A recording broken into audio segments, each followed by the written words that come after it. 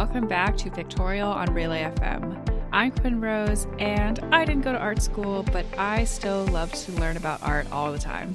And I'm Betty. I also didn't go to art school, but I also love learning about art and going to art galleries, and I guess I'm back to getting all of my topics from going to art galleries again. Nature is healing. Betty is back in art galleries constantly. So excited to hear about it. It's great. Yeah, I think the last topic that I had was something I saw at the MFA, and so will be this topic. I think I've replaced AGO with MFA because, naturally that's what happens. So, I mean, I haven't replaced the AGO. It's just too far for me to get to currently, but the MFA is closer. So I recently went to a show at the Museum of Fine Arts here in Boston. It's just called the Obama Portraits Tour. So this is the portraits that were commissioned by the National Portrait Gallery in Washington, D.C.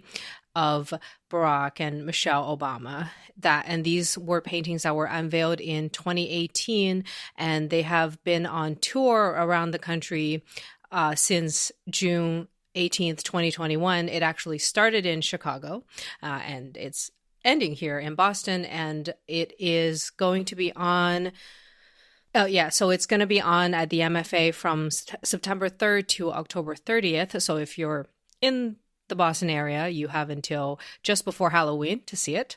And then after that, it's going to go back to the National Portrait Gallery in DC. So then you can go there to see it after that. So I thought today I would actually kind of introduce everyone to the National Portrait Gallery's collection, because I actually went to see that too back in July. And of course, I didn't see Obama because it was on tour. And now I have seen Obama. So I just kind of want to... completed the set? I've completed the set. Just FYI, Donald Trump hasn't gotten his painted yet. So, Obama was the last to see of the officially commissioned portraits of the Portrait Gallery. So I want to talk a little bit about that, and then kind of come back to talking about the Obama portraits that are currently on view right now. Amazing. So I did want to start because I kept on saying, portraits commissioned by the National Portrait Gallery for a reason, because I was actually a little bit confused about this until I looked into it. So when I went to the National Portrait Gallery, I was looking at some of the portraits, and I was like, I feel like I've seen presidential portraits before. Now, I'm not American, so I know less about presidential portraits probably than the average American, but I have knowledge of them. So there's actually a collection that most people are probably more familiar with, and that's the White House Historical Association collection. So that's the first link in the show notes. And these are like the official portraits commissioned by the White House. And I believe these are hung in the White House. So if you're looking at them and they seem familiar, that's probably because, I don't know, maybe in shots of the White House, you'll have seen them on a wall, or if you've been to the White House, you probably saw some of these. So that's not the one I'm talking about. So the one I'm talking about and the one I went to see and the one this Obama portrait's from is from the National Portrait Gallery, which is a gallery in Washington, D.C. That's a part of the Smithsonian collection. They collect presidential portraits, and some of them are from like past White House collections, but they actually since 1994 have commissioned their own for every president. So every president since George H.W. Bush have had their National Portrait Gallery version, which is a different version than the White House version. Because actually this month, the White House just unveiled their White House version of the Obama portraits. So those are also not the ones I'm talking about. I'm talking about the National Portrait Gallery version. I've now said that like 10 times. I hope that's clear. Okay, wait. So I get, one of them is the White House portrait and one of them is the National Gallery portrait. Yeah.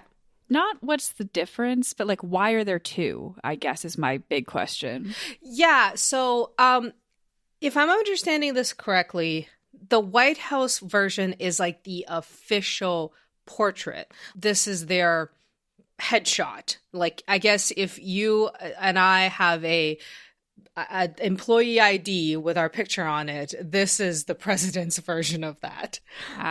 Since Obama, actually, the official portrait is just a picture of them.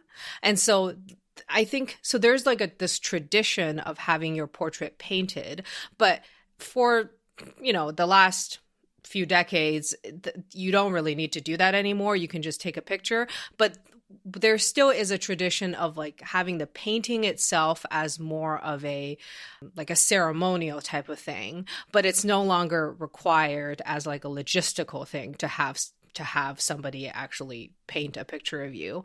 So I think that is why there is a difference. So one is for like logistic reasons, and the other one, so the National Portrait Gallery, is more like, I want to say, artistic reasons. Like they want to commission something that's not necessarily this like very formal like picture that has a lot of constraint on what you can do with it. There's a little bit more creativity and maybe personality in these. Exactly. And that's why and that's a part of what I want to talk about. Because again, if you look at the one by the White House Historical Association, you'll see, or at least it's my opinion, that those look more traditional. Like there is somebody sitting there. They're usually some sort of like, background that looks like you're in a studio or inside an office or like something formal, and it's usually like realistically painted. So yeah, would you say the White House collection, like it seems more traditional, like of a portrait that you would expect? Oh yeah, absolutely. They're all just pretty much just standing there or leaning on something or sitting at a desk. There's only like a couple poses that seem to be for any of them. Yeah. Yeah, the National Portrait Gallery is kind of a opportunity to not just have like a boring like dude sitting in a chair or standing next to a chair, basically. And then but if you look at National Portrait Gallery's collection, which is in the next link, obviously the ones that they have collected until George H.W. Bush, those, some of them were commissioned, not by the National Portrait Gallery, but by like various other people. Sometimes it's like the president themselves. But if you look at the older ones, they're still pretty boring because they're just pictures of the president. That's either it was one of the official White House portraits, or it was commissioned at a time when portraits were more boring in general. So I'm gonna skip pretty much everybody, because the first person that I'm going to be talking about is FDR, Franklin Delano Roosevelt, who was president, I believe, 4 times. He was president of the U.S. during all of World War II, and then he was reelected, but then he actually died during his last term, and after him, presidents' terms were limited to just 2. But in any case, this portrait, I guess, to me, is the first one when I look at all of these portraits that look, I want to say, like different from the previous ones. Would you like to describe what you see? Yeah, this one is definitely very funky. So you have basically a normal looking portrait where you're facing him directly. He's sitting and he's got his hands folded in front of him. He has a cigarette in his hand. Oh, yeah. Classic. The early 20th century. What you gonna do? And then he's wearing a suit and he kind of has a little bit of a coat over it. And he's FDR. He's just an old white man. He's kind of looking off to the side. But that is only the top half of the portrait. So his background, instead of being kind of like a standard office background kind of thing, is just kind of like an abstract brown splotch behind him. And then while he's clearly sitting and has his hands in front of him, you can't see anything past his arms. There's no real surface that he has his hands on, and you can't see the lower half of his body or anything. It all just disappears into this like sort of neutral light brown background. And then on the basically the bottom half of the portrait are all of these other sets of his hands, disembodied from anybody, but a bunch of sets of his hands doing things like holding his spectacles, holding a cigarette again, like having various colored pencils in his hands. And then on the bottom left-hand corner, there's this sketch, like it's not in color or anything, but it's a sketch of an image of FDR at Yalta. It's the big three image there, and you know, it's I see. Oh, okay. I'm putting the pieces together now that I'm looking at his fully. So this full color, like detailed portrait of him, I guess, is taken from this sketch image of him at Yalta, and then expanded into this larger portrait. And then I don't know what the other hand images are, or if they're maybe taken from other images of him at that table, because he's clearly wearing the same. He has the same ring on, and all. They're all clearly all from the same time. So is that what it is? It's just alternates of his hands?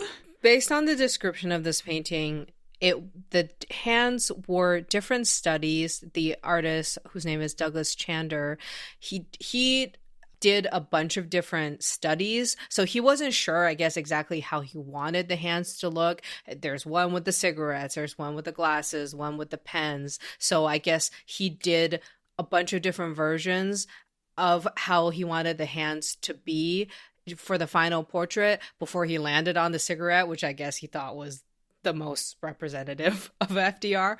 But he ended up including his other sketches in this portrait, maybe just to be like, look at all these other work that I did.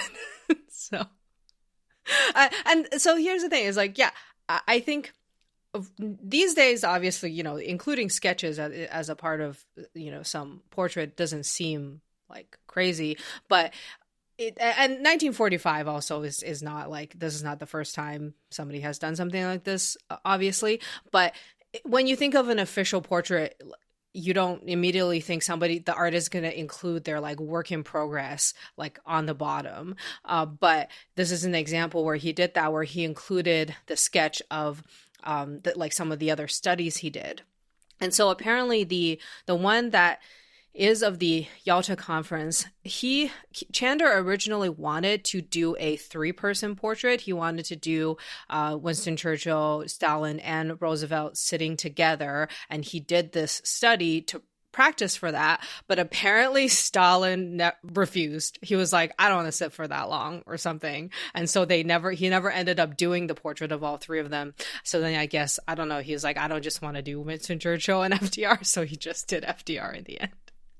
Oof. Yeah. So got rejected by Stalin. Well, not the worst thing to put on your resume, I guess. Yeah, that's true. But anyway, so I just kind of want to like start with this one and a couple of other ones to show that basically most portraits of American presidents in these collections are very like formal and traditional, and but as time goes on, like there's different portraits that are kind of breaking out of these traditions. And this one, I would say, is like, it's still pretty realistically depicted, and it's still a traditional composition.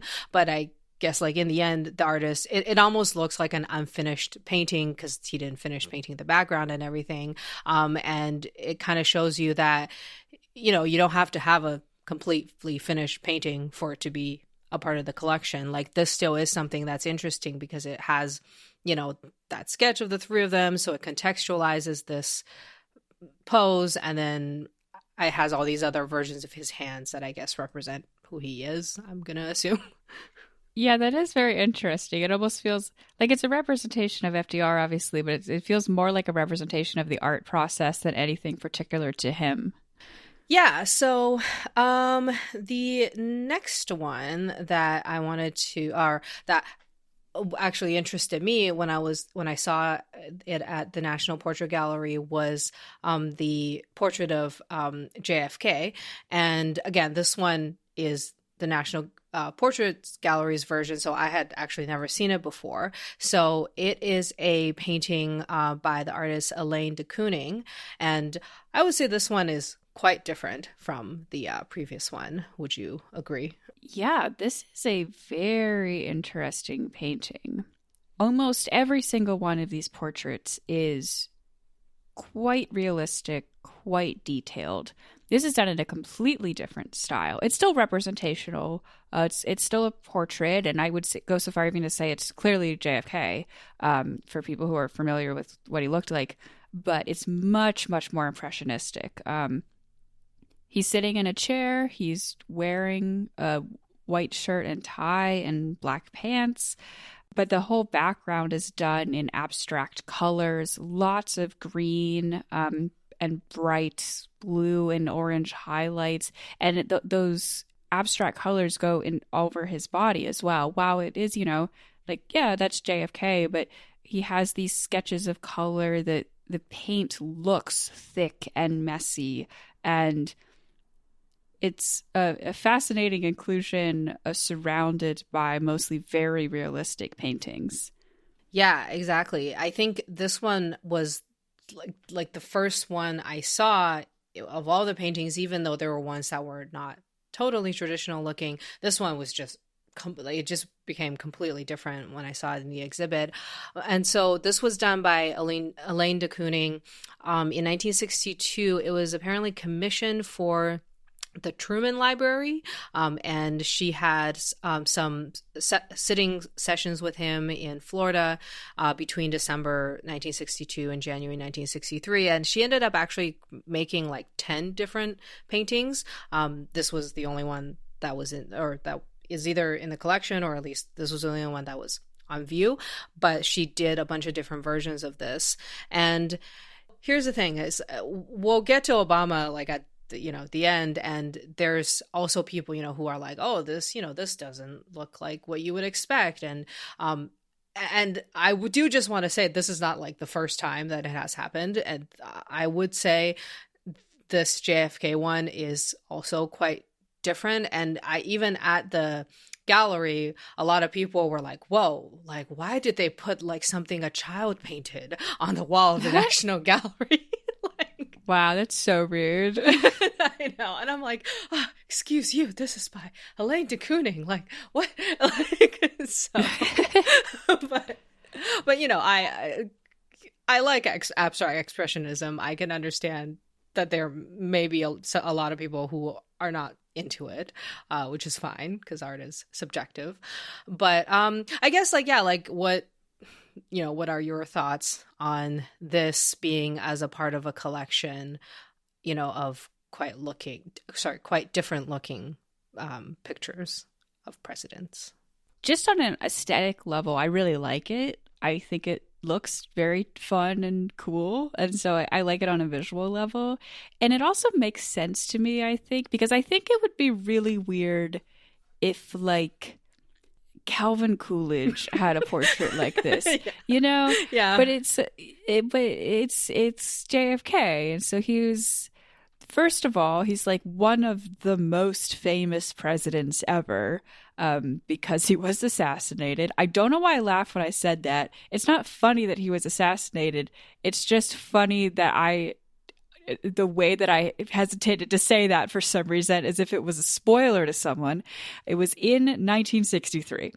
Anyway, and he also was like, he was so young, and I mean, like, I don't have any particular fondness for JFK, but I know that like his assassination was a very impactful event for the country as a whole. So it kind of makes sense that he would have a portrait that stands out so much. Yeah, exactly. And I think, the fact that like he was young and kind of, I believe like represented kind of like this sense of like energy and youthfulness. And I think this makes sense because it does kind of characterize that type of like energy, and that he is, or he at least was to many people, like brought like a different feel, I guess, like to the presidency.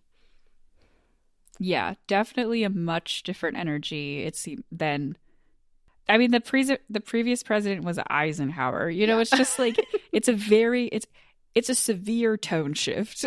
Definitely. Yeah.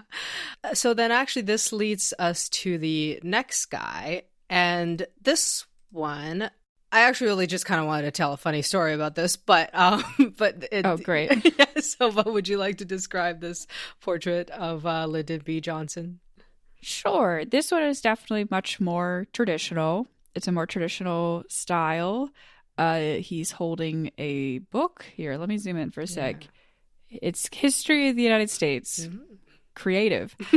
Yeah. It appears that he's standing on a stone balcony somewhere, and the Capitol building is in the background with a beautiful sunset behind them. So there you go. Well, so yeah, I think again this one is, it's a little bit different because or I think most of the previous ones, the president is sitting inside or it's in like a blank background. But I just thought this was really funny because when I read the description of this painting at the National Gallery, so apparently after it was done by the artist Peter Hurd, Lyndon B. Johnson declared it as the ugliest thing I ever saw. And he returned the painting to the artist to keep, and the artist kept it, then donated it to the National Portrait Gallery, but said, don't exhibit it until he leaves office.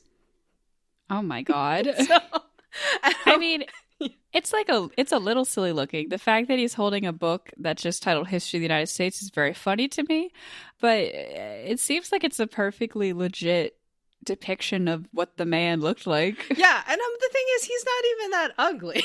So I don't know. So because I'm like, the painting isn't poorly painted, and it's actually pretty nice. Like, I just thought it was funny that he hated it so much he gave it back to the artist, and then the artist later gave it to the portrait gallery, but said, just wait until he's gone because he was not happy with this. So kind of skipping forward another few decades, I do want to get to the Obama ones. So I put the picture of George W. Bush in there to kind of also show. So basically, ever since they started commissioning portraits, again, a lot of these have been more casual and they more abstract. And the George W. Bush one definitely is one of the more traditional ones. But as you can see, like he's in like a very casual environment. It looks like he's in a house. There's a vase behind him. He's sitting like very relaxed and in a casual way, like he's not wearing a tie. This collection isn't meant to be like a serious collection where they're sitting in a suit and tie in an office. Like it's meant to be a lot more casual. So and I think that's important to understand when we get to looking at Obama's, because I think what I saw like in the description of the show, and also just what I've seen people say about the Obama portraits is like, oh, this is so different and not traditional. And it's like, but if you're comparing to the official White House portraits, definitely this is different. But if you look at the collection of this entire of the entire National Portrait Gallery's collection, in my opinion anyway, it's not that far of a deviation from where it's been for the last few decades.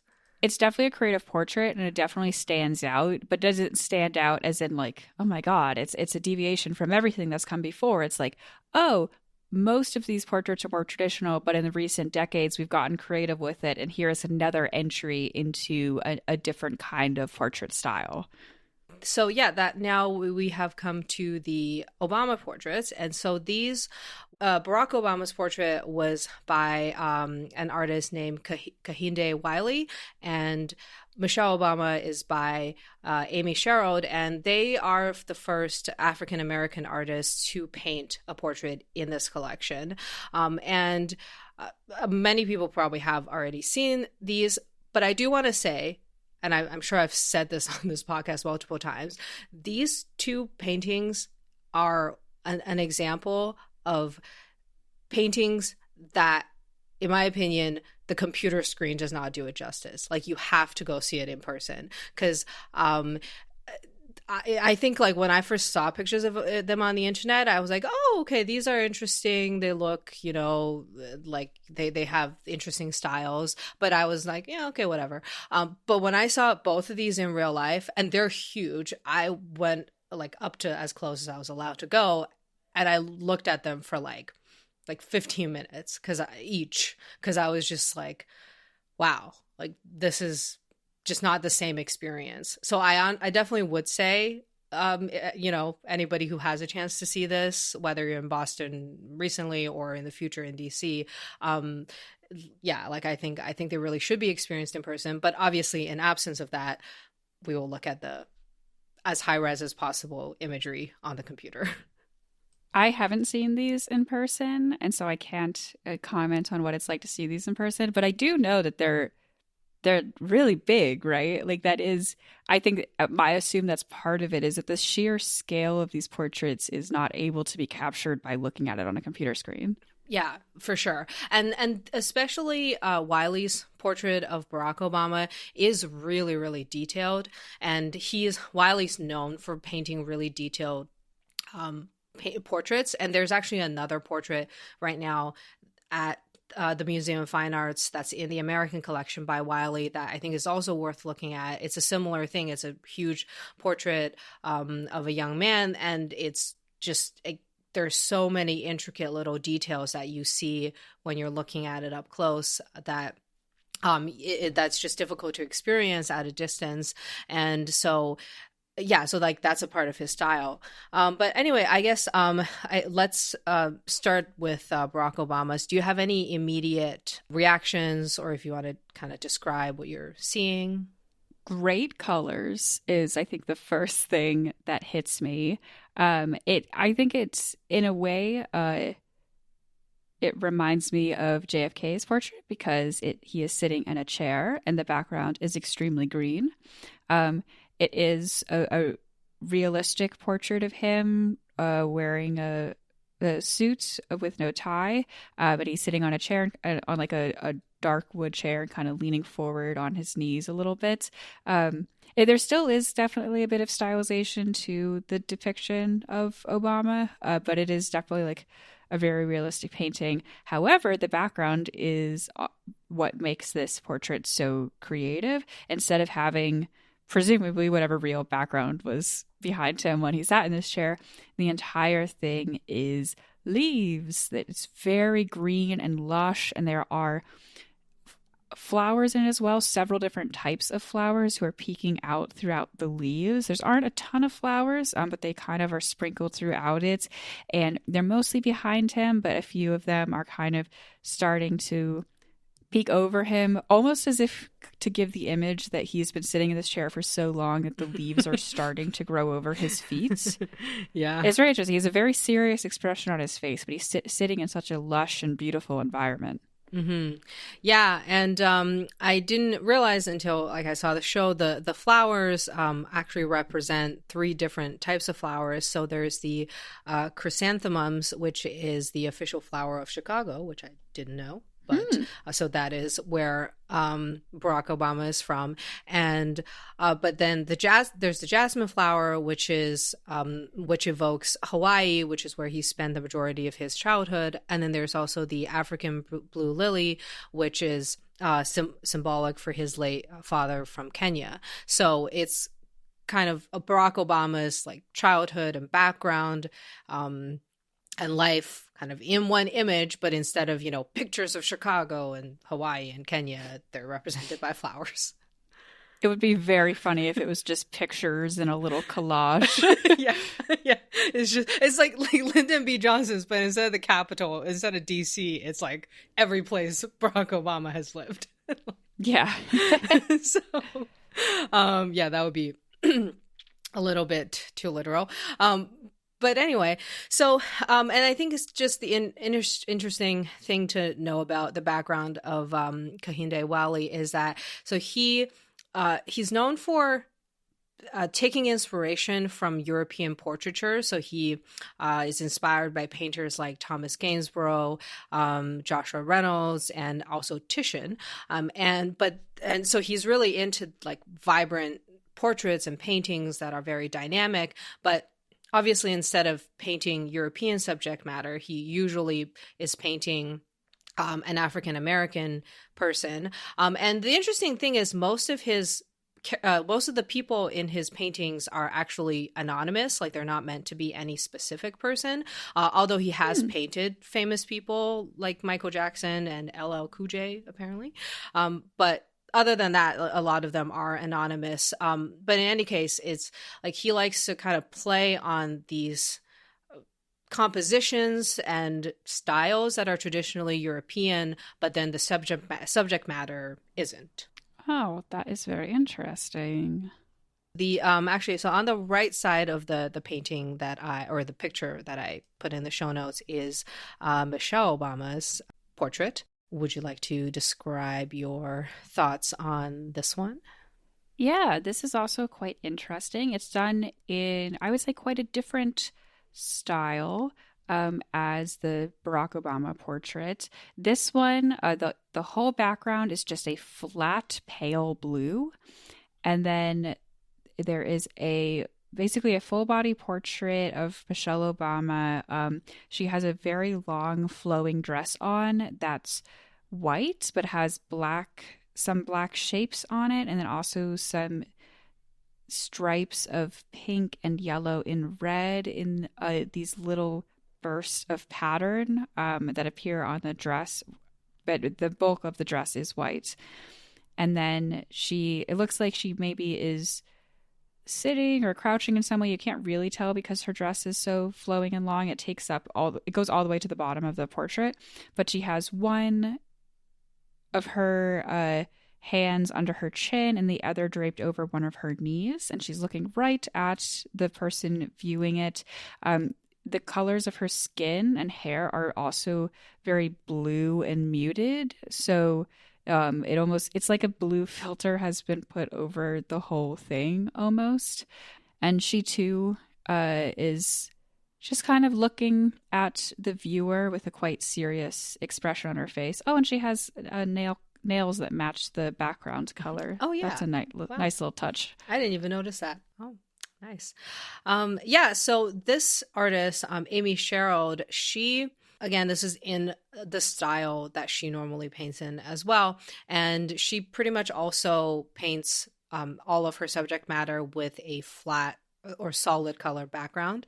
And even though obviously the sitter, I did actually see a photograph of the study for this painting, and the like actual background is like in like a forest, but obviously that has been taken out and it is now a flat blue. And Amy Sherald's her figures, so she also usually paints a lot of African American figures, but I believe almost all of her paintings, the skin tone is monochromatic, or it's in shades of gray.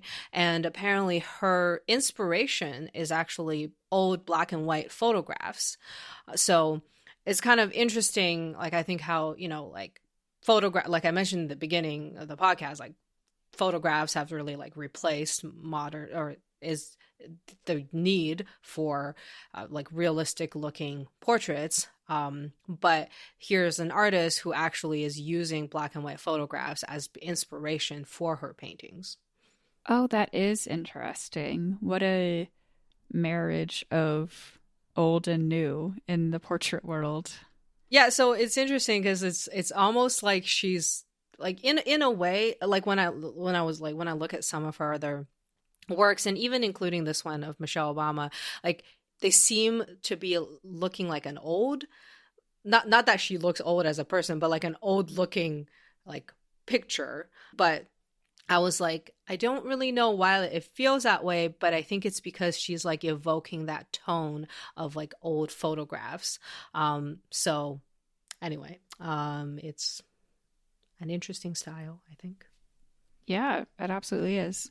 Like obviously, a lot of these works are, the artists have like different ways that they're expressing things, but obviously these are two pictures of people who had, tremendous leadership and power and status. And I think really the question that this particular show was posing is, what comes to mind when it comes to like what comes to mind when you think of like an image of a leader? And obviously that can be many different things. And of course, like these paintings, as well as some of the other previous ones I talked about of other presidents, people have said, oh, this doesn't look like like it's too casual, or it looks like a kid painted it, or whatever. It doesn't look like it's suitable for a leader. But obviously there's different representations of leadership, and there's different representations of these people who have complex backgrounds. But yeah, like I think so. One of the questions that one of the aspects of this exhibition the MFA did was they asked like people around the world, or basically they had this program where different schools around the world would draw a picture of who they think is a leader, and draw it in a style or in a way to represent this person. And it turns out not everyone even represented a person. So I think there were like 6,000 or something like submissions to this particular call for portraits, and people painted everything from like Queen Elizabeth to Ruth Bader Ginsburg to their mom to like Einstein. Someone just painted an eagle, like just with an American flag behind them. There's also like someone they met on a boat in Boston. Someone painted actually the current mayor of Boston, Michelle Wu. A bunch of people painted themselves. Some people painted Pokemon and SpongeBob and their cat and a Peppa Pig. Like, honestly, if you could think, like, I saw one that's just like a rainbow or like a boat. So I am obsessed with the fact that more than one child did Pikachu. Yeah. And actually there were multiple instances of like more than one person did the same like fictional character. So that's great. I love kids. It's great. So yeah, like I guess, Quinn, if you were to participate in this and draw a picture or paint a picture of your thoughts of what represents leadership, or someone who represents leadership, who or what would you paint? I am so tempted to start listing Pokemon. Yeah, I know. But if I was to answer this question sincerely, I think that the leaders that strike me as the most inspiring and aspirational are, I think that often like my mind first goes to young activists, especially people who have been dedicated to a cause from a very young age, like Greta Thunberg and Malala, and these people who enter the international stage through, it must be said, great tragedy, but also are like, I find, very inspirational leaders. Yeah, and actually, in fact, I did see a bunch of Malalas and Greta in the exhibition. So I obviously the ones I uploaded to Google Drive were like the funny ones, because I just so I'm like, this is hilarious. Like, we have to see this picture that this kid did of me but super bulk. Yeah, I know, it's great. Yeah, and that's the thing. I thought about this question a lot, and there's definitely lots of people in my life who I admire, and that's the thing is, like, for me there isn't, like, I can't really think of like a Michelle Obama like type of person. Like, I think a lot of it are people I personally know in my family and people I've worked with, and so I'm tempted to say like I would paint someone I admire like professionally, but I think ultimately, I'm more tempted, honestly, to paint not an actual person. Because, like, Pikachu, of course. Yeah. So, like, because I think, when I think of like leadership, like it's not just one thing or one type of person. Like, obviously, you don't have to paint every like idea of leadership into one picture, of course. But I do think, like, personally, I feel like abstract representations is what I would do, and maybe that's just because like I want to avoid painting like somebody who has like controversial backgrounds, because honestly, like every president, like you said, they've done something like just horrible. And so I'm like, I feel like I don't want to celebrate that. You know, a lot of the people that were like, somebody put like Genghis Khan. It's like, yeah, he is a leader, but what? No, I know. Like, what? No, there were people that were like in this that I'm just like, that is not like a person who like we should celebrate. But I guess the question is leader, not necessarily good leader. So it's like he did lead, but you know, I wouldn't say a lot of people were happy about what he did. Yeah, hard to think of what to look up to there. Yeah, so like I do think most people drew someone that they looked up to, and who knows, maybe this person did look up to Genghis Khan for some reason. I have no idea, but anyway, but I think I much prefer Pikachu and Squirtle. Absolutely. Well, thank you so much for sharing all of this history and art with us, Betty. Yeah, thank you. And thanks all you all for listening out there. You can find our show notes and links to everything we talked about today at relay.fm/pictorial. You can find us on Twitter or Instagram at PictorialPod. You can also find me on Instagram at AspiringRobotFM. And you can find me on Twitter or Instagram at ArticulationsV. I'm also on YouTube as Articulations. And speaking of YouTube, we have a YouTube channel, Pictorial Podcasts, where we upload older episodes of our audio podcasts with the images playing in the video as you watch them. And so when we get to this one, I will definitely try to put in some of these hilarious looking Pokemon and pictures of themselves, but buff. Thanks for listening, art enthusiasts.